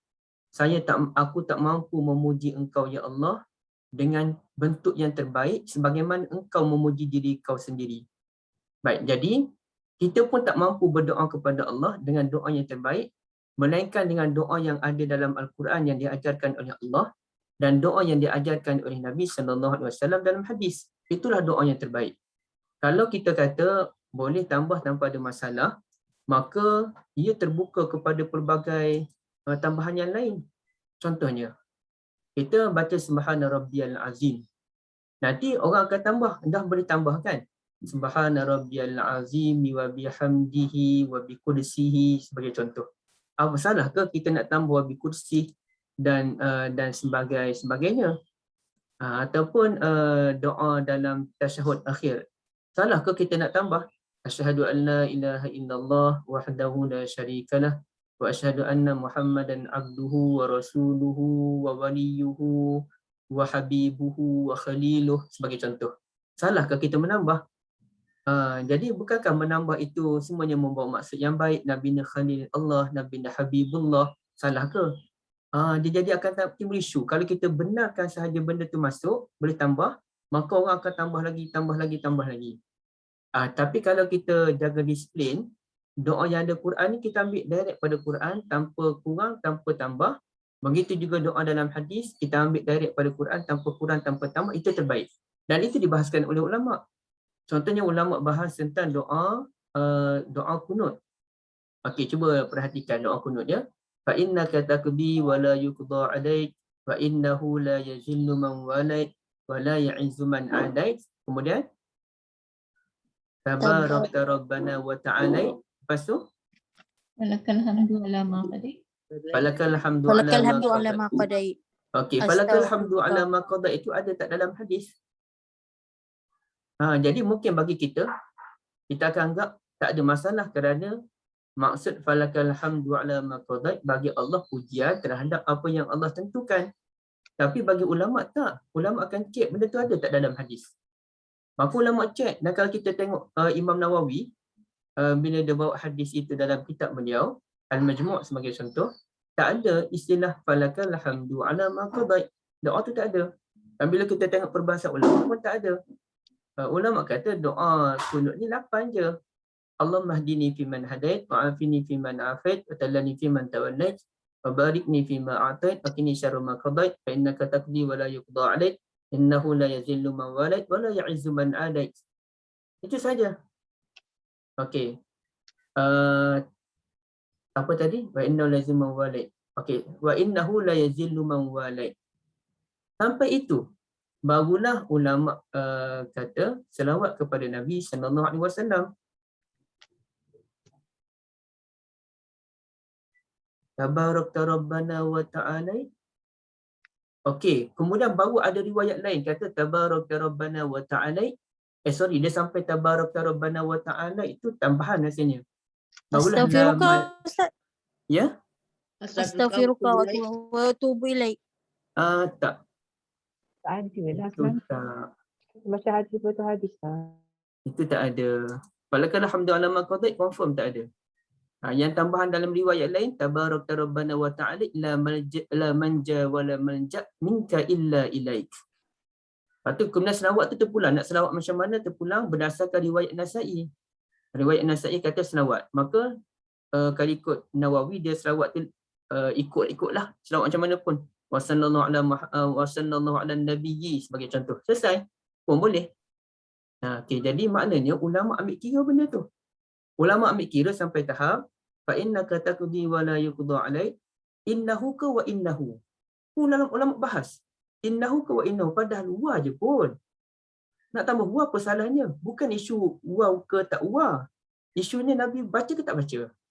Kalau Nabi baca, kita nak baca. Kalau Nabi tak baca, kita tak nak baca. Maka bila cek, oh ada riwayat kata wa innahu. Okay, fine. Kita tambah wa innahu. Tak nak tambah wa innahu pun tak nak tambah wa pun tak apa, nak tambah wa pun tak apa, lantaran ada riwayat yang berbeza. Jadi kalau wa pun ulama ambil kira, apa lagi yang lain, ya? Termasuk doa yang al-barak kan? Al-barak. Terima kasih banyak ya mak saya ke yang share ni. Al-barak dia Nabi ajar dia doa sebelum tidur, dan doa tu berbunyi Allahumma amantu bi kitabikal ladzi anzalt wa bi nabiyyikal ladzi arsalt wa bi nabiyyika. Tapi Al-Bara' bin Azib radhiyallahu anhuma dia tak baca wa bi nabiyyika, dia baca wa bi rasulika. Nabi betulkan terus wa bi nabiyyika, bukannya wa bi rasulika. Wa bi nabiyyika, padahal Nabi Muhammad tu rasul. Salahkah kita tukar wa bi nabiyyika kepada wa bi rasulika? Tak boleh. Kerana ini doa yang diajarkan oleh Nabi, kita kena anggap inilah doa yang terbaik. Kita nak tukar tak boleh. Kita nak tambah satu perkataan pun tak boleh. Nak kurang satu perkataan pun tak boleh. Kecuali ada riwayat yang berbeza, silakanlah. Itu maknanya sahabat hafal macam ni, sahabat hafal macam ni. Sehingga kita tak tahu mana satu yang terbaik. Maka bolehlah kita ambil mana-mana doa asalkan daripada sumber yang sahih. Okey. Itu maksud saya Kak Selina ya. Bila kita buka je ruang penambahan, maka akan berlaku banyak lagi penambahan demi penambahan menggunakan akal masing-masing. Jadi sini bukan saya yang bertegas. Mana-mana ulama dalam bab ini amat berhati-hati. Kerana panduan mereka Quran hadis. Dalam bab ibadat, panduannya mesti Quran hadis. Bukannya akal kita. Dalam bab ibadat. Dalam bab lain tak apa. Bab pengurusan rumah tangga, pengurusan masyarakat, pentadbiran apa-apa institusi, negara, asalkan tak tipu orang, tak tindas orang, tak ambil duit rakyat, silakan. Tapi dalam bab ibadat, no. Tak ada pilihan. Mesti direct pada Quran dan juga hadis. Ustaz, keturunan doa-doa tu kebanyakannya dah terjejas lah because penambahan-penambahan tu kan. Banyak. Kini macam macam kita, ya dah macam tadi apa? Doa kita pun kadang-kadang ada tambahan juga punya ya. Maknanya dah biarkan benda tu berlaku. Dah jadi benda tu kebiasaan. Orang beramal benda tu tak. Ya, kita dapat pun macam tu dah Kak Syida. Kita belajar daripada kecil pun macam tu doa kunut. Kita dapat pun memang dah macam tu. Dalam kita belajar benda daripada kecil.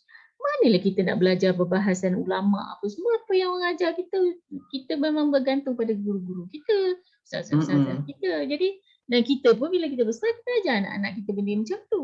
Maksudnya Kak Syida maksud Kak Syida maknanya benda tu dah tercemar dah doa-doa.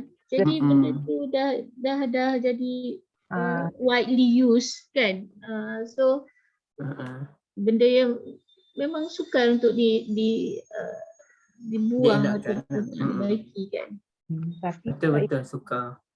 Alhamdulillah, bila kita duduk majlis-majlis macam ni, ada perbincangan mengenainya, jadinya kita kena, maknanya kita sekarang belajar untuk ambil yang terbaik, apa yang Surah ajarkan. Kita nak ambil yang terbaik. Betul? Jadi bila kita dah belajar, kita dah tahu, rasanya tak perlu ketikaikan lagi dalam apa yang Surah ajar tu dah kan. Itu benda yang sebiji-biji Rasulullah SAW buat. Kan? Bukan jarang kan. Benda ni memandangkan banyak yang kita tak buat kan. Bila kita tahu benda tu yang tak ada sahih dari Rasulullah SAW, macam tu kan pada saya, kalau Syida terkesan sangat lepas tanya Rabbi Zidna tu kan, sebab kita dah amalkan zaman-zaman ni. Kita dah amalkan. bagi Dia tahu macam dia macam ni ya. Okey, kalau untuk orang yang awam, kita tak memberat-beratkan sangat pun tak apa. Kecuali kita boleh sampaikan, kita sampaikan. Tapi untuk orang belajar lain. Jadi konsep saya untuk orang yang dah belajar, mesti ada peningkatan. Macam kelas kita, kuliah-kuliah maghrib di masjid pun, dia kena ada peningkatan. Kita tak boleh kata kuliah maghrib ni orang awam, kita kena ikutlah rentak mereka. Tak. Mereka dah biasa dengan ilmu tu, orang kuliah maghrib di Rumah Kelang terutamanya. Jadi kita tak nak agama mengikut rentak masyarakat, kita nak masyarakat mengikut rentak agama. Okey. Jadi bila orang yang belajar, dia kena ambil yang paling tulen, yang kata Kak Syida tadi, tulen. Saya buat contoh, telekong Siti Khadijah. Telekong Siti Khadijah tu sinap sikit je. Terus jual dengan harga murah. Panggil apa? Jual harga murah tu? Reject. Reject. Harganya jauh beza kan Kak Anis kan? Jauh beza, puluh-puluh. Memang itulah jadi rebutan kita golongan Barahin ni, cari telekong Siti Khadijah yang reject sebenarnya. Orang tengok, wow, TSK. Reject je sebenarnya. Tapi reject tu sebenarnya kita tak campur. Manakah perbezaan antara telekong yang kena reject dengan telekong yang tak kena reject? Yang asli tu kita tak campur, sikit je. Tapi bagi orang yang menjaga kualiti, dia walaupun sikit dan orang awam tak nampak di mana kekurangan dia, kecuali orang yang halus, orang yang pakar dia nampak mana kekurangan dia tu, tetap dianggap ini barang reject, ini barang asli. Itu telekong pun begitu jaga. Kemudian saya tengok orang askar kan, berkawat. Berkawat tu kalau kaki tu tak serentak, sikit je dia punya masa dia lari, time dia lari, tak boleh buat semula. Mesti serentak, jatuh serentak. Macam kami lah dulu pergi latihan-latihan ni, kalau lompat bintang tu kiraannya mesti 30 serentak. 30, berhenti tu serentak. Tak boleh dah tiba-tiba ada orang dah habis 30, ada satu suara bunyi luh. Belakang luh, dia terlambat sikit. Tak boleh buat semula sampai 30 kali. Serentak, sikit je kot. Tak boleh, ini kualiti. Ini. Jadi kalau dalam ketenteraan kita jaga kualiti, dalam produk kita jaga kualiti, dalam apa benda pun kita jaga kualiti. Hatta kereta api laju di Jepun, kata lewat seminit pun komoi lagi mereka minta maaf. Hatta kereta yang dia cipta oleh syarikat-syarikat besar, ada sikit kesilapan, tarik balik. Mereka sanggup rugi asalkan pelanggan mereka berpuas hati dan itu menjaga maruah mereka, integriti mereka. Sorry, saya ingatkan sini. Anak saya pun. Jadi begitu juga dengan amalan. Kalau yang lain pun begitu kita jaga kualiti, amalan lagi kita kena jaga kualiti.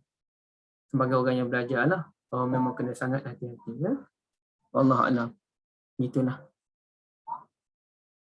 Ustaz, kunut tu kan, sekejap, doa kunut tu pun kita sebenarnya baca tu hafal kan? Tahan kan? Subhanallah. Okey, silakan Anis. Assalamualaikum Ustaz. Waalaikumsalam. Sebenarnya kita dalam agama memang kena perfectionist lah kan. Maksudnya apa yang Ustaz nak sampaikan. Berbalik pada surah Al-Mulk tadi, jadi saya kalau kita nak baca sebelum Isyak sebenarnya tak boleh ke Ustaz? Tak, saya cuma amalan yang orang baca secara jemaah tu okeylah. Cuma saya takut apa yang saya buat ialah kita baca sebelum Isyak, sebelum tidur, jadi kita galakkan anak kita baca pun sama. Jadi benda tu salah. Cuma saya nak tahu, am I right on the track ataupun ada benda ada khilaf ke macam mana? Salah ke tak salah ke, ada khilaf tak? Baca doa kunut tu confirm, baca doa kunut pula. Baca surah Mulk tu confirm tak ada masalah. dengan penjelasan baca doa, baca surah Mulk pada waktu malam yang betul-betul sunnahnya sebelum tidur. Tapi tak ada masalah pun kalau mula lepas isyak, tak ada masalah pun. Sebab nak amal sunnah yang pure sebelum tidur tu memang sukarlah. Yang kedua, membaca surah Al-Mulk untuk mengelakkan daripada azabul kubur, insya-Allah. Dia tidak tertakluk pada waktu malam, asalkan pada hari itu. Maknanya kalau baca pada waktu pagi pun boleh dikira, siang pun boleh dikira, baca lepas asar pun boleh dikira. Cuma alang-alang dah sunnah Nabi baca waktu malam, kita baca waktu malam. Yang timbul isunya ialah dibaca secara jama'i selepas salatul isyak. Itu je isu dia. Okay. Saya dah sebutkan tadi, saya tak tahu apa jawapan yang terbaik dalam isu ini. Cuma kalau Anis nak tahu, Saya faham. okay. Kalau Anis nak tahu tentang, bukan Anis Arsila ya, Anis satu lagi, Anis Atikah. Kalau Anis nak tahu mana baik, mana yang lebih baik, saya melihat yang terbaik ialah satu pengamalan di masjid sekitar Kampung Wiradamai di Gombak, yang mana mereka membaca selepas solat ba'da isyak, bukan selepas salatul isyak. Jadi kalau kebanyakan tempat, mereka zikir sekejap, mereka baca suratul Mulk. Sedangkan bukan semua orang nak baca surah Mulk, ada orang nak salat sunat. Jadi ia mengganggu keadaan orang yang salat sunat, bahkan kadang-kadang ia mengganggu orang yang sedang salatul isyak masbuk beberapa rakaat. Jadi masjid di Wiradamai itu, Kampung Wiradamai, mereka solat ba'da isyak dahulu, barulah mereka baca suratul Mulk. Di situ dia ada dua kelebihan. Kelebihan yang pertama ialah mereka memberikan ruang kepada orang untuk salat sunat ba'diyah dahulu, kesemuanya salat sunat ba'diyah, dan mereka mengasingkan. Maknanya bacaan surah Mulk ini bukannya bacaan selepas salatul isyak, tak. Bacaan selepas solat isyak dah selesai dah zikir-zikir itu. Dah solat sunat pun. Ini ialah benda lain pula. Dia bukannya ibadah khusus selepas salatul isyak. Ia adalah benda lain yang kita solat isyak dah selesai, zikir lepas isyak dah selesai, solat ba'diyah pun dah selesai. Sekarang kami nak duduk sama-sama kami, siapa yang ada kelapangan, untuk membaca suratul Mulk. Kalau dapat buat yang itu yang terbaik. Tapi ala kullin yang buat lepas solat isyak tu, saya tak tahu apa jawapan dia. Allah A'lam. Baik Ustaz. Terima kasih. Jazakumullah khair. Wa iyyakum. Amin. Cuba kita tengok doa kunut ni kan. Okey, doa kunut ni sampai mana je? Ini pun dalam mazhab Syafi'i. Allahumma hdini fi man hadait 1, wa afini 2, wa tawallani 3, wa barikni fi ma atait, wa qini syarra ma qadait, innaka taqdi wa la yuqda alaik, innahu la yazillu man walait, wa la ya'izzu man adait, tabarakta rabbana wa ta'alait. Sampai situ 9. Jadi tak ada tu. Falakal hamdu ala ma qadait, itu mazhab Syafi'i. Wa rawa Syafi'i daripada 4 Ustaz, khalifah. copy paste Ustaz, letak komen. Nanti kita cari ada baris Tapi ada baris pun memang dah boleh baca semua kan. Okey, yang cuba ni Ustaz copy paste. Masya-Allah. copy paste kat group lah. paste. Letak kat komen. Nanti senang nak hafal semula Ustaz. Nanti boleh ambil sendiri kan. Okey, ni daripada, memang doa kunut ni memang dia asalnya pada Hasan bin Ali radhiyallahu anhu, cucu Nabi. Ini memang betul lah yang Nabi ajar doa kunut masa witir, dan itulah yang dibaca masa salat subuh. Pun sampai tabarakta rabbana wa ta'alait. Sampai situ je ya. Ataupun kalau kita nak puas hati lagi, kita kena tengok Imam Nawawi. Lafaz doa kunut al-majmu'.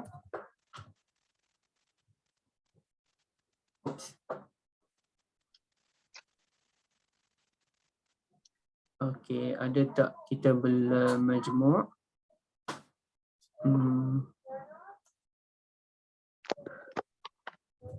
Allahumma ihdini fi man hadait. Fi man hadait. Kita belum majmuk. Tak ada, alamak, apa payah nak cari.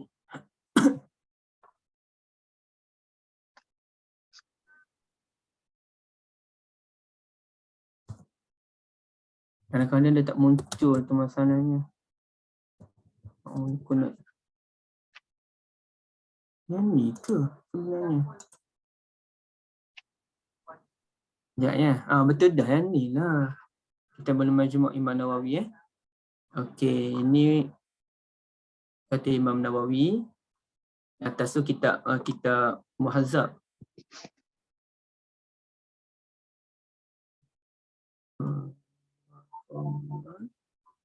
Okey, as-sunnah fi lafzil qunut, nampak as-sunnah fi lafzil qunut sampai mana tu? Tabarakta rabbana wa ta'ala, kata dia. Okey, satu. Cuba ibu-ibu tengok lagi perbahasan dia. Inilah lafaz dalam hadis yang sahih dan dia bagi penekanan ni biisbatil fa, dengan menegaskan adanya huruf fa pada fa innaka.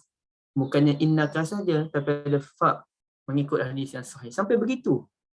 Huruf fa pun ambil kira. Fa innaka wal waw fi wa innahu wa innahu ni. Dan adanya huruf waw pada wa innahu la yazillu man walait. Ada huruf waw. Dan ada huruf waw pada wa tabarakta rabbana wa ta'alait. Ada juga huruf waw pada wa taba tu. Okey. Tapi ada riwayat lain yang mana tak ada fa. Nak baca innaka taqdi terus pun boleh sebab ada riwayat tak ada fa. Okey. Kemudian tengok lagi. Doa ini juga dibaca dalam salatul subuh, qunut subuh. Okey. Tapi dia kata 8. Macam mana dia kata 8 ya? Kana yaquluha. Ada 8 ke ada 9 sebenarnya. Allahumma dini wa afini wa tawallani wa barikni wa qini fa innaka taqdi wa la yuqda alaik innahu la yuzillu man. Betul. Saya silap. Ada 8. Ada satu yang tak ada, ibu-ibu sekalian. Apa dia yang tak ada? Fa innaka taqdi wa la yuqda alaik wa innahu la ya'izzu man adait.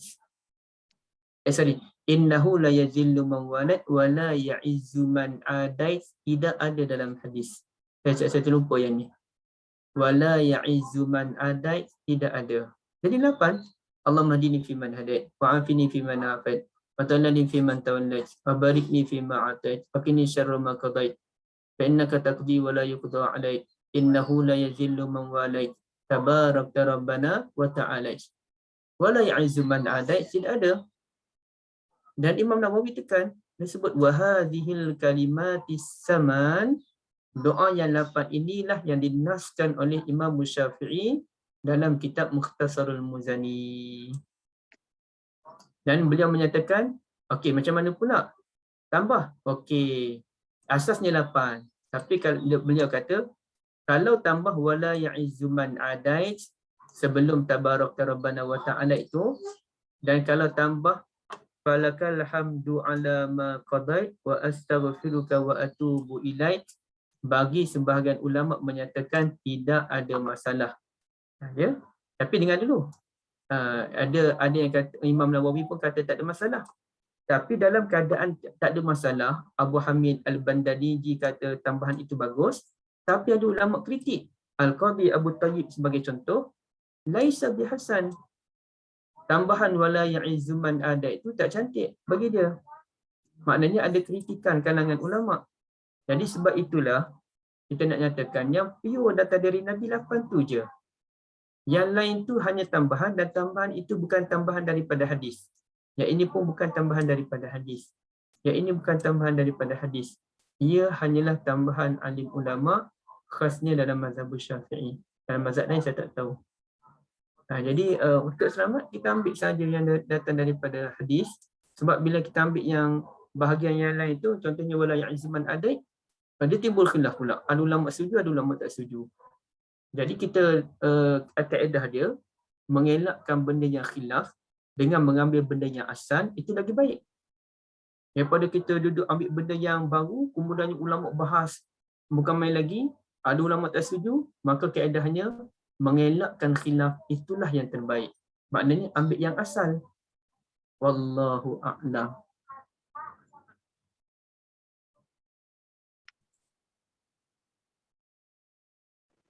Dia ada doa kunut, bukan Kak Syida, dalam salat subuh yang setuju adanya doa kunut mazhab Syafi'i dan Maliki. Dan dalam salat witir semua ulama setuju adanya doa kunut dalam salatul witir. Cuma mereka bahas salat witir tu salat witir yang bila. Maka bagi mazhab Syafi'i salat witir yang 15 malam yang terakhir, paruh malam terakhir Ramadan. Bagi mazhab Hanafi bermula malam pertama Ramadan sampailah hujung Ramadan. Bagi mazhab Maliki dan Hambali termasuk disokong oleh Imam Nawawi, doa kunut witir ini ada pada setiap malam. Ada pada setiap malam. Okey, terima kasih doktor ya. Okey. Allah Allah. Ustaz, kita pun sampai penghujung masa ni, perlu waktu return. Boleh sambung lagi ke persoalannya? Okey, sahabat-sahabat ada soalan, silakan.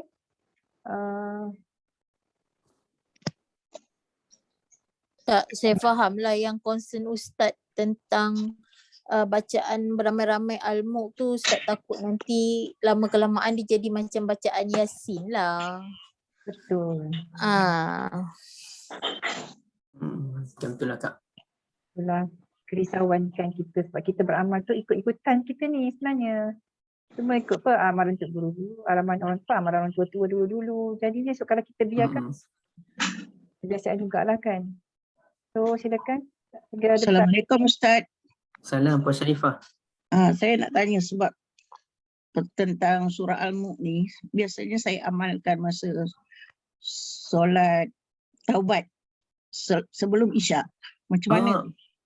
Sebelum Isyak? Dalam solat taubat.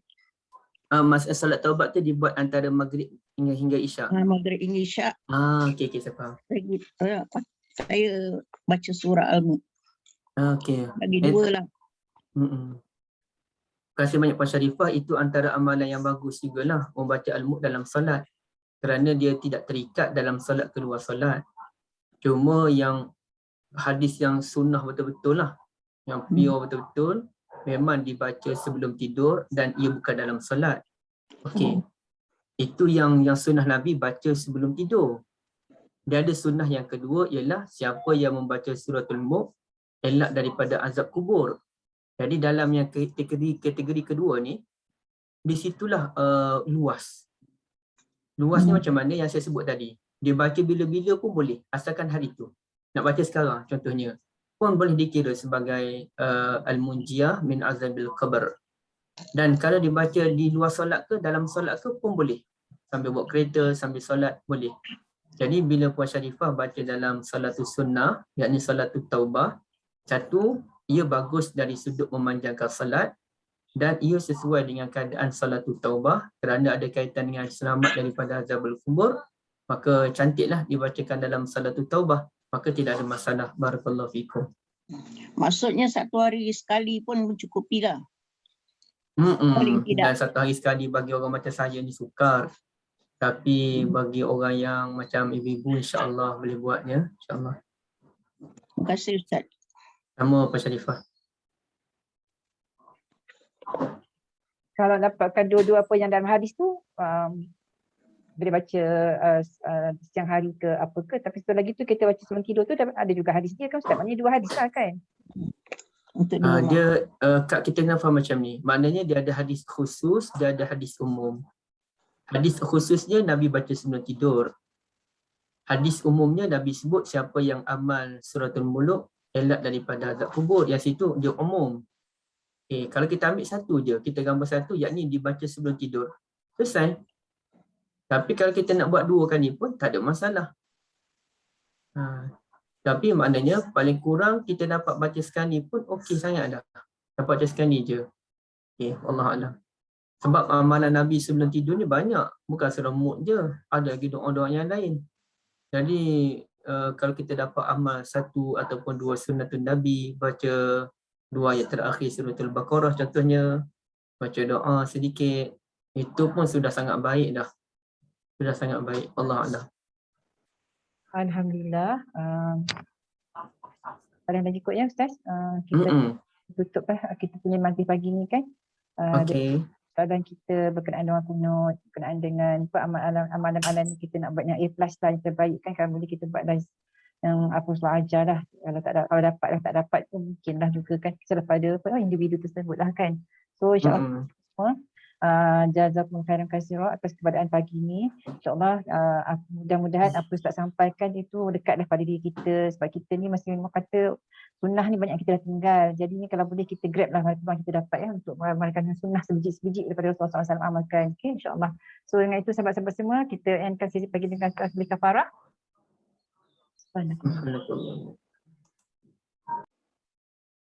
Okey, Ustaz pun dah pergi dah. So insyaAllah jumpa lagi ya. Terima kasih Pak. Jadi juru bahasa dari kita orang semua insyaAllah. So Terima kasih Kak Sida. Sama Fatma, jumpa lagi ya. Aku baca surah Al-As. Terima kasih Zana. Terima kasih insyaAllah. So subhanallah.